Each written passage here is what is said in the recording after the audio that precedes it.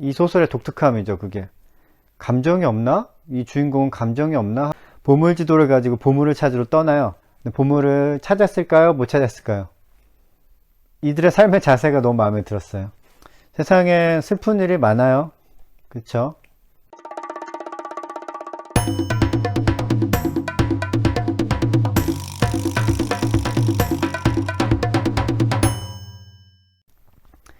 이 소설은 시작이 주는 느낌은 그렇게 좋지 않았어요.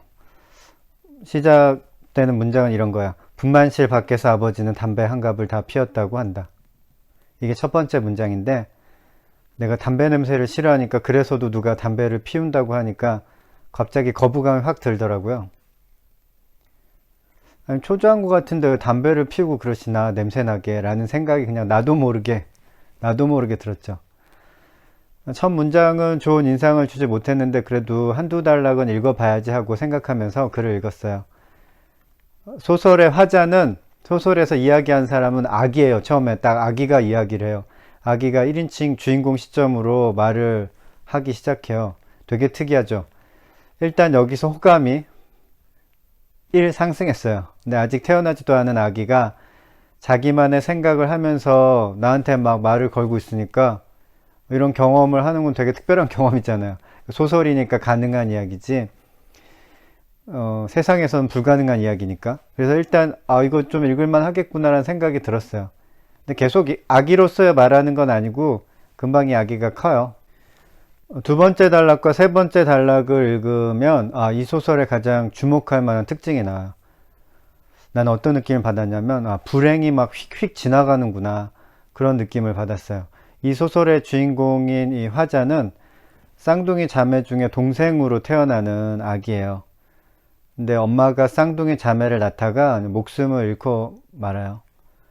되게 슬픈 일이잖아요. 불행한 일이고. 그런데 그 주인공 화자는 이렇게 서술하고 있어요. 아버지는 어머니의 머리를 쓰다듬으면서 이야기했다. 어머니는 당신이 낳은 두 딸을 안아보지 못했다. 장례식이 끝나자 아버지는 언니를 업고 나를 안은 채 고향으로 향했다.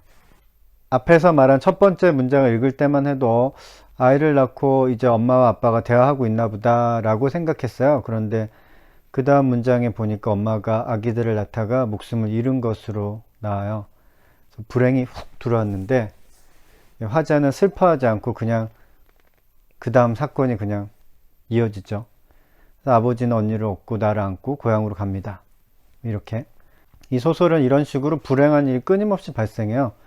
주인공의 상황 자체가 좋지 않아요. 태어나자마자 엄마 없이 살아야 했고, 아빠는 할아버지가 나이트클럽을 운영해요. 할아버지 나이트클럽에서 일하는 사람이었어요. 아빠는. 할아버지에게는 아빠 말고도 자식이 많이 있었는데, 아빠와 배다른 형제들이 막 많이 있었어요. 쌍둥이 자매를 키운 것은 옆집 할머니였고, 당연히 그러니까 두 자매는 정상적인 돌봄을 받을 수가 없었어요. 그러니까 두 자매는 그냥 방치된 채 알아서 커야 하는 상황이었고요. 근데 초등학교에 들어가기 전에 불행한 일이 또 발생해요. 오토바이 사고로 주인공의 언니가 죽어요. 그 부분도 이렇게 서술되어 있어요. 짜장면 배달하던 오토바이가 속도를 줄이지 못하고 달려들 때도 언니는 그렇게 두 팔을 벌리고 있었다. 나는 혼자 초등학교에 입학했다. 이때도 작가는 슬퍼할 틈을 주지 않아요. 불행한 일이 발생했고 주인공은 초등학교에 혼자 들어갔죠.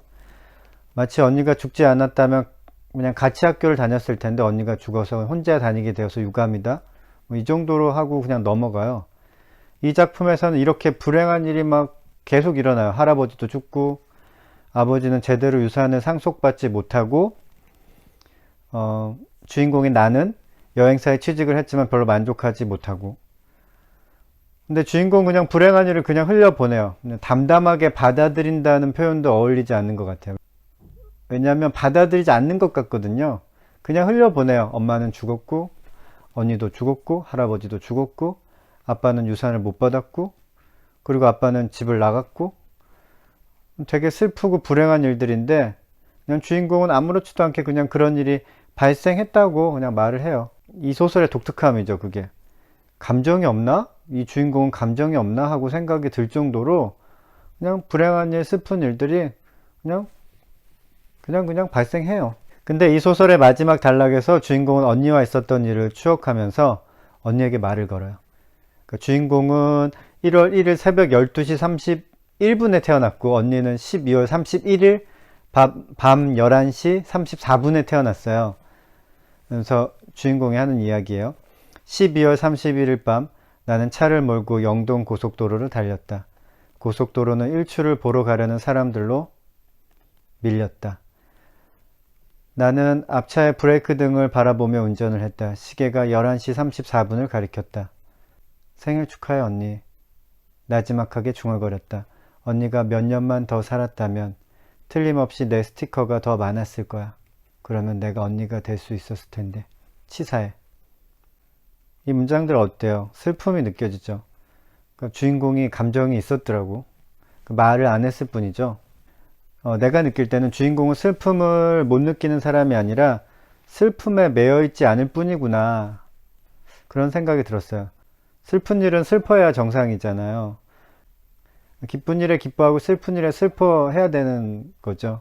뭐 그건 당연한 일인데 문제가 언제 발생하냐면 우리가 슬픔에 빠져버릴 때 그때 문제가 발생하는 것 같아요. 살다 보면 기쁜 일도 있고 슬픈 일도 있는데 슬픈 일에 몽땅 마음을 빼앗겨 버리면 그때는 이제 살아갈 힘이 없어져 버리는 것 같아요.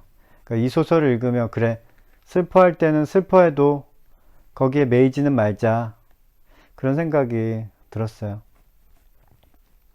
이 세상에 우리가 태어났기 때문에 우리는 아프기도 하고 다치기도 하고 이별을 하기도 하고 죽기도 하잖아요.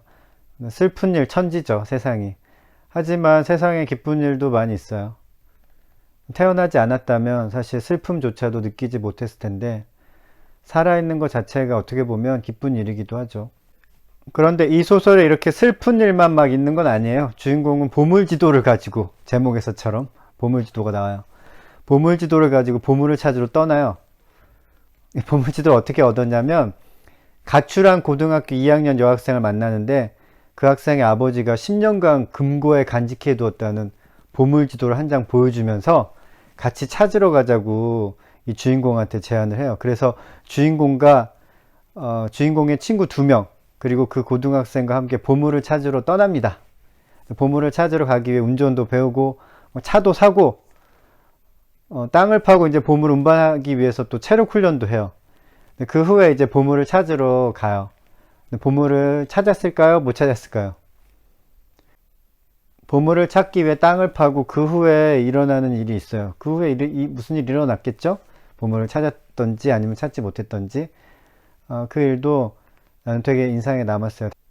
이 소설의 주인공과 그 일당들 이 소설에서는 친구 Q와 W라고 이야기를 해요. 그러니까 친구 Q와 W 그리고 고등학생의 그 삶에 대한 자세가 이들이 보물을 찾는 과정에서 보여져요.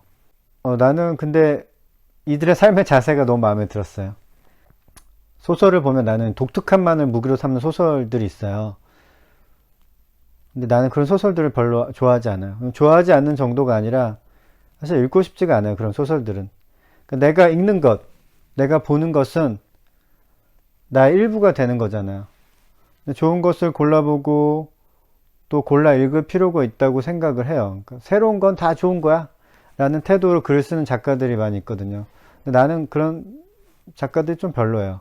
이 소설은 슬픈 일이 가득하지만 그래도 읽고 나면 마음이 따뜻해지는 그런 글이에요. 그래서 주인공과 친구들의 삶의 자세가 마음에 들어서 이런 친구들과 모여서 수다를 떨면 너무 재밌겠다는 생각을 했어요. 그리고 이 작가 윤성희 작가가 쓴 다른 글들도 읽어보고 싶은 그런 마음이 생겼어요. 세상에 슬픈 일이 많아요. 그렇죠? 뭐 부정할 수 없어요. 하지만 이 소설에서 만난 이런 친구들이 있다면 웃으면서 살 수 있을 것 같아요.